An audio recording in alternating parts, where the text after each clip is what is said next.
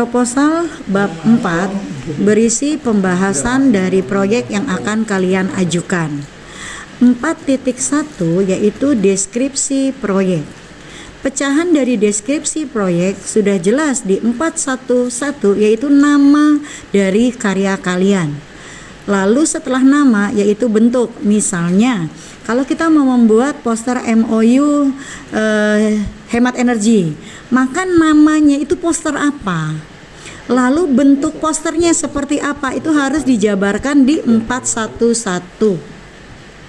Berikutnya di 4.1.2 yaitu konsep unjuk karya. Silakan kalian boleh membuat desain konsep contoh dari karya yang akan kalian buat. Setelah itu di 4.1.3 kalian uraikan agenda pelaksanaan. Dimulai dari hari ini yaitu perancangan proposal, dilanjutkan dengan minggu depan kalian melaksanakan apa, karena nanti ada 4 jam yaitu merealisasikan konsep unjuk kerja. Maka kalian harus membuat langkah pertama apa yang kalian buat. Misalnya kalau bikin sinematografi berarti kalian harus menunjukkan naskah yang akan kalian realisasikan dalam bentuk sinematografi. Itulah bab 4 khusus untuk subbab 4.1. Kita lanjutkan dengan subbab 4.2 yaitu analisis proyek. Di 4.2.1 kalian secara logis menjelaskan kendala penyusunan karya.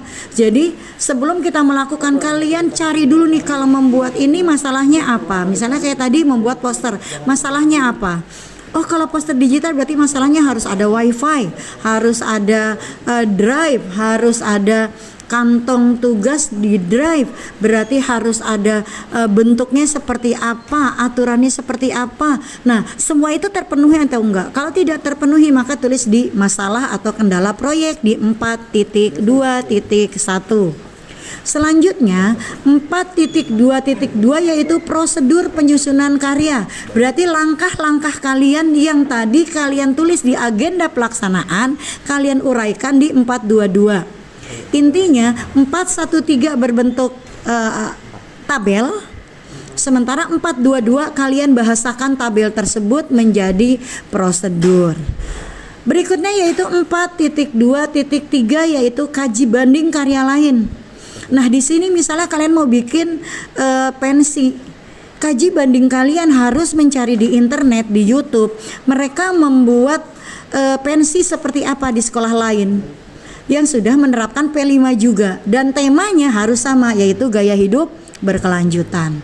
Atau misalnya Bu, kita mau membuat pameran foto. Nah, berarti kalian pun harus melihat di YouTube pameran foto sekolah lain yang sudah melaksanakan P5 dengan tema yang sama. Manfaat untuk kaji banding adalah membuat sebuah masukan bagi kalian. Oh, karya orang lain bentuknya bulat, nah karya kalian sudah nggak boleh bulat, kalian harus kreatif. Itulah bab 4 pembahasan subbab 4.2 analisis proyek. Untuk bab 4 subbab 4.3 yaitu interpretasi proyek, 4.3.1 adalah desain proyek. Nah, apa bedanya dengan yang tadi? Nah, di desain proyek ini kalau tadi hanya contohnya, tapi di 4.3.1 kalian sudah menentukan hasil kasar atau draftnya. Kayak film pendek berarti bukan hanya naskah, tetapi sudah berbentuk apa Pak Sigit namanya kalau yang gambar-gambar itu?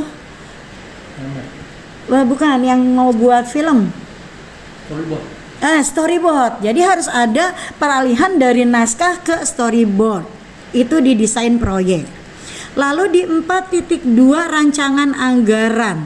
Dari langkah awal sampai terakhir kalian membutuhkan anggaran berapa? Misalnya untuk web, berarti kan web kalian harus tentukan dulu web sekolah atau web kalian. Kalau bisa kita pakai web sekolah berarti tidak berbayar. Tapi kalau pakai web sendiri kalian merancang anggaran untuk syarat pembuatan web. Lalu misalnya mau membuat poster digital, semua kan dibuat di laptop, berarti kalian membutuhkan wifi berapa lama, atau paketnya berapa, sampai di akhir nanti hasil karya kita pamerkan itu membutuhkan dana berapa. Itu rancangan anggaran. Nah, anggaran ini ada pemasukan, ada pengeluaran. Pemasukan berarti semua dari dana kas kelompok, karena P5 adalah proyek per kelompok. Lalu pengeluarannya silahkan didetail dengan baik. Selama kalian membuat proyek, kalian harus nabung agar rancangan anggaran dapat terpenuhi. Itulah bab 4 proposal kita. Dilanjutkan dengan bab 5, yaitu kesimpulan dan rekomendasi.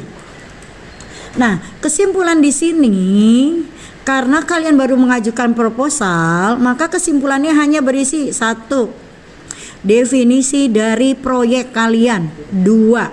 Bentuk proyek kalian. 3. Tujuan proyek. Hanya itu. Lalu rekomendasi adalah saran-saran yang kalian berikan dari anggota kelompok ke kelompok tersebut supaya karyanya berjalan dengan lancar. Demikianlah penjelasan bab 4 dan bab 5. Bila ada pertanyaan, silahkan hubungi fasil masing-masing atau koordinator yang tersedia di sekolah. Terima kasih, selamat berproyek. Mari kita tergerak, bergerak, dan menggerakkan. Salam Merdeka Belajar.